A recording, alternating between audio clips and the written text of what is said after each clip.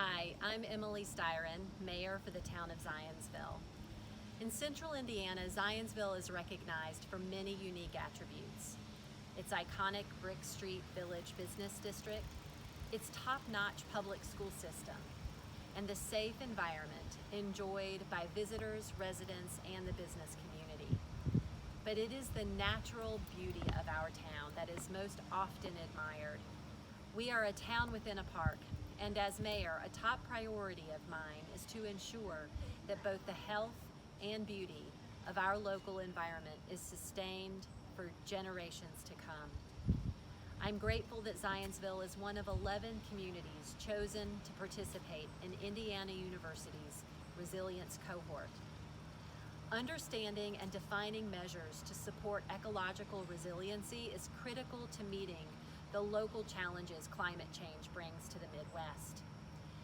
Our community joins others to benchmark our current environmental condition and to set goals and policies so that we may preserve a sustainable, healthy community for the future.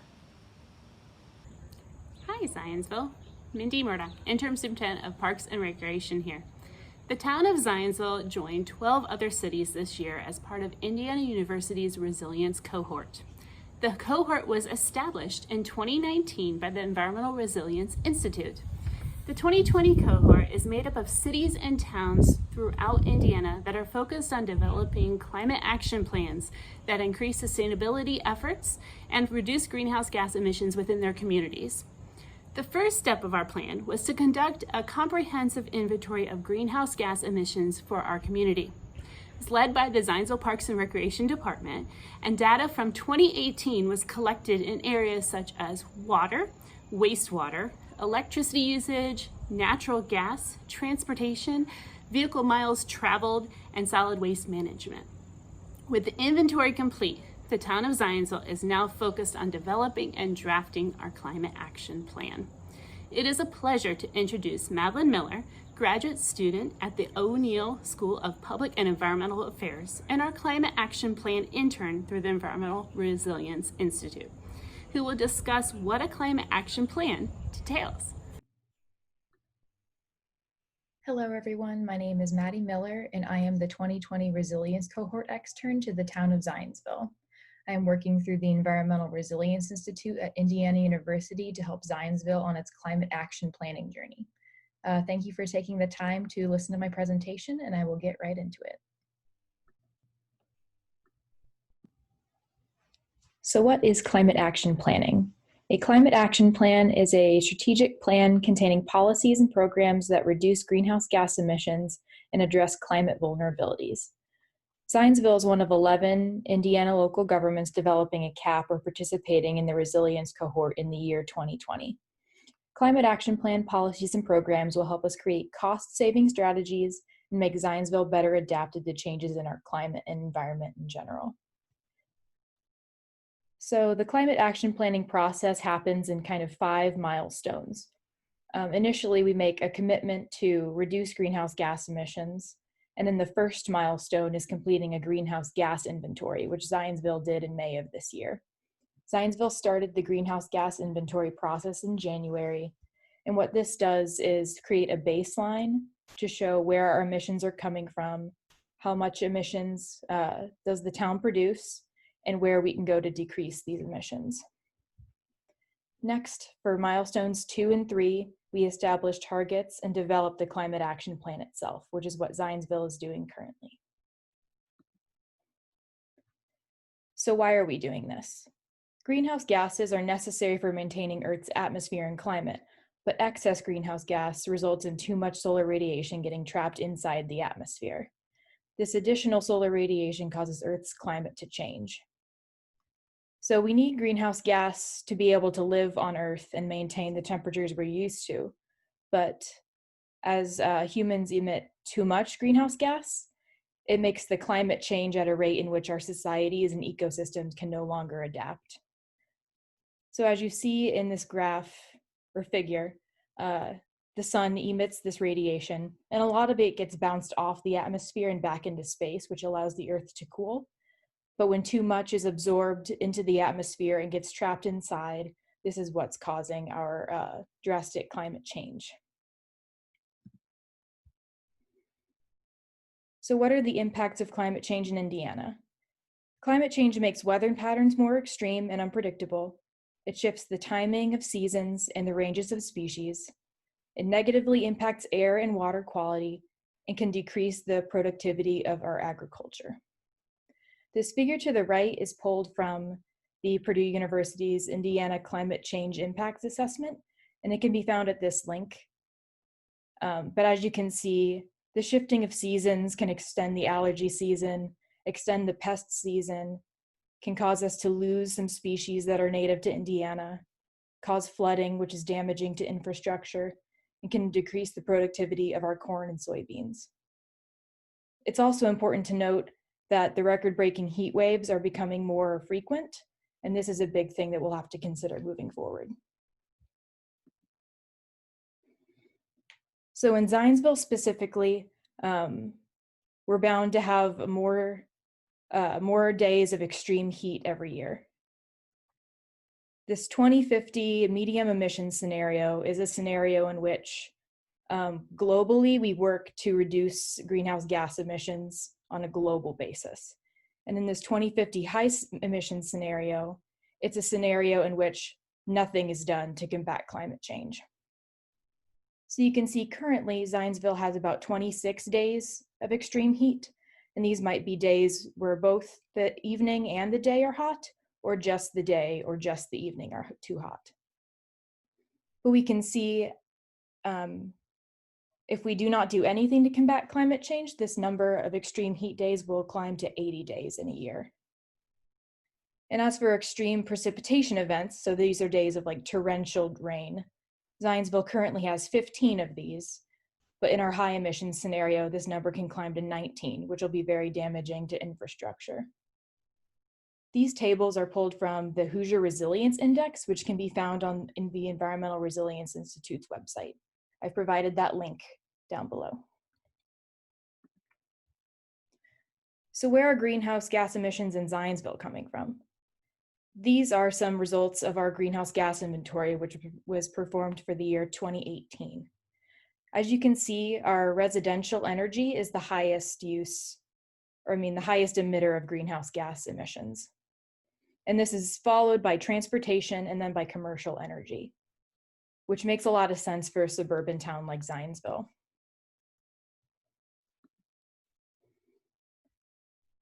So this is what we mean for each category in our greenhouse gas emissions. For residential and commercial energy, we're referring to greenhouse gas emissions that are resulting from electricity and natural gas usage. Residential and commercial energy make up nearly 60% of all greenhouse gas emissions in Zionsville, with 48 coming from residential energy and 19 coming from commercial energy. For transportation and mobile sources, these are community-wide vehicles and then any equipment that uses fuels that emit greenhouse gas emissions when that fuel is burned. So this can be your lawnmowers, agricultural equipment, and other things. And transportation and mobile sources make up 28% of our baseline inventory. For water and wastewater, greenhouse gas is produced when treating our municipal water. And this makes up 4% of our overall inventory. For solid waste, methane and other greenhouse gas is produced as trash and other materials break down in landfills. And this makes up around 1% of our inventory. And in this last one, which makes up less than 1% of our overall inventory, is process and fugitive emissions. And this stems from leaking pipes, equipment, and other inefficiencies in our systems. So Zionsville emitted 358,400 some tons of CO2 equivalent in the year 2018. To put that into perspective, this is the volume that 1 ton of CO2 takes up. It's kind of hard to imagine the town emitting over 350,000 tons of this every single year, but it is happening. Luckily, we can take some strategic measures to reduce our impact on the environment and the climate. So an important thing to consider when making this climate action plan is that the town of Zionsville will have its population doubled in between the year 2018 and 2050. Taking this into consideration, I forecasted where our emissions might be if our population truly does double in size and if nothing is done to combat the carbon intensity of Zionsville's emissions. This is definitely a worst case scenario, similar to the high emissions scenario from the HRI tables I showed you a few slides earlier, but this could be the reality if we don't do anything to combat this problem. So what is Zionsville's climate action goal? For this first iteration of our plan that we hope to release at the end of 2020, we would like to reduce our per capita emissions as the population grows. This will be our sort of short-term goal until we revisit the plan at a later date. So Zionsville's population could double by 2050, making overall greenhouse gas reduction very difficult to achieve because we will be chasing after the growing population. Between 2020 and 2050, our per capita emissions will probably hover between 12.8 and 13.3 tons if we take no action. However, if we manage to hold emissions steady, our per capita emissions will drop to around 6.3 tons per person as our population doubles. So while we'd like to see an overall decrease in emissions, because our population is growing so fast, if we manage to hold it steady or decrease it just by a little bit, we can still have a huge impact even if our overall emissions value doesn't change a whole lot. So this is what we're going to measure as we start our climate planning process and as we start monitoring our goals once we get the plan established. So what's next for Zionsville's climate action plan? The town of Zionsville will work with residents through community engagement to develop strategies designed to curb our community-wide greenhouse gas emissions. Zionsville will focus on greatly reducing per capita emissions as the town continues to grow. When the population size stabilizes, the town of Zionsville will reevaluate these goals and create a plan to decrease overall emissions further. We encourage Zionsville residents and workers to provide their input via email or survey and participate in future live sessions and webinars related to this topic. We did see a great deal of interest when we released our first survey, and we invite you to provide us with your opinions, your input, your ideas, and we'd really love to work with everybody who's interested as we complete this process. So here's how you can get involved. You can email the Climate Action Planning team directly at cap@zionsville-in.gov. And you can also visit our CAP webpage, which is at the Zionsville's main website under Community Resources and then under Climate Action Plan. You can also take our brief climate and sustainability interest survey that was released in mid-June of this year.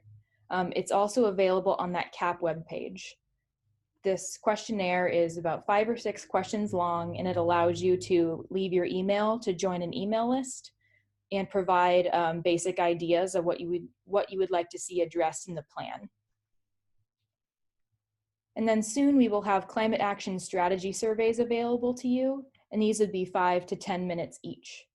There will be 4 or 5 of these surveys, and they will cover the topics transportation, energy, solid waste and water usage, and then other general climate and sustainability measures. Thank you so much for listening to my presentation. I hope you have a fantastic day, and thank you so much for caring about our environment and climate.